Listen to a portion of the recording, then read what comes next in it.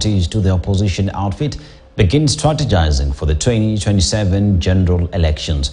It has been a beehive of activities in the Orange Democratic Movement ODM, who have begun registration of members and preparations for grassroots election. NARC Kenya has gone a step ahead and actually declared they will have a presidential candidate, with Azimio leaders seemingly pulling from different ends. Could this be the telltale sign of an imminent collapse of Azimio? KTN's political affairs reporter Daniel Kariuki dissects. The political landscape keeps changing in the country, and though Kenyans participated in the 2022 elections barely 14 months ago, the political class is now eyeing the next elections, which are 4 years away. Parties allied to Azimio La Umoja One Kenya coalition are now seemingly focused on 2027. ODM leader Raila Odinga has been mobilizing his troops under the ODM party, launching registration of members as well as organizing for grassroots elections. Odinga has already hinted at the possibility of fielding a candidate in the Nairobi gubernatorial race for 2027, expressing regret over his 2022 choice of candidate. Na mimi mwenyewe ninajuta kwa sababu mimi ndio niliambiwa niambie timu awache. Na timu akamungwana akakubali. Kwanza sikuwa nasema awe running mate, lakini baadaye akaanza kuniambia mimi hapana, yakarudi Westlands. Sasa yeye amerudi Westlands, lakini sisi tunaangalia mbele huko. Sasa unajua ambaye aliokoka hahitaji nini? Injili. Martha Karua, who was Odinga's running mate in the 2022 polls, organized a meeting with NARC Kenya candidates in the 2022 elections. The meeting had a telling resolution that come 2027, NARC Kenya will be fielding a presidential candidate. This coming at the backdrop of a conversation of an identified presidential candidate for Azimio coalition in the 2027 election. This announcement now signaling the possibility that each party will be going their way in 2027.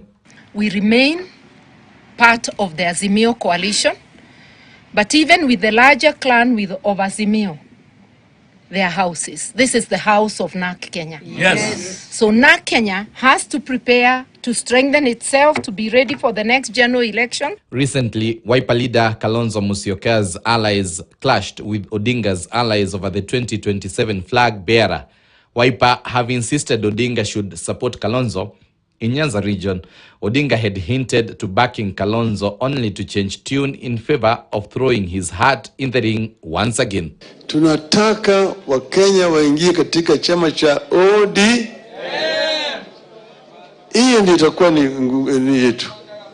Itakuwa ni mshale na vile vile ni ngao ya kujikinga. Alafu watu wetu baadaye watu waende washike kura.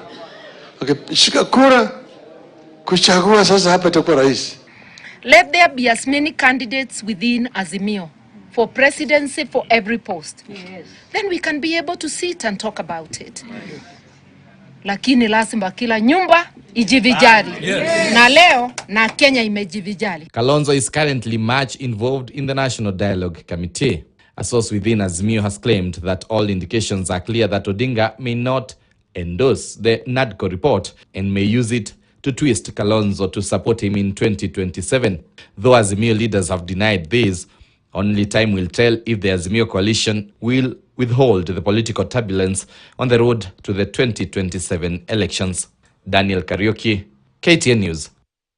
And on a related matter, the much-awaited UDA party elections, earlier scheduled for December 9th this year, has now been postponed.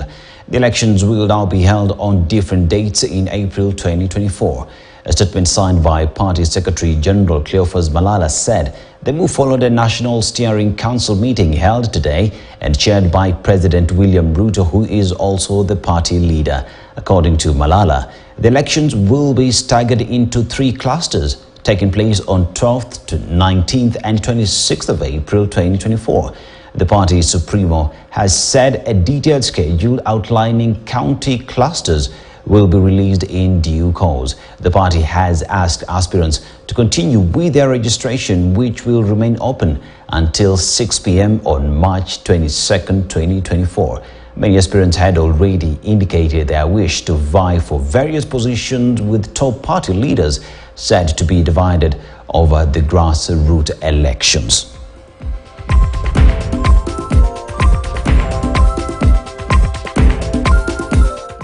And former Defense Cabinet Secretary and DA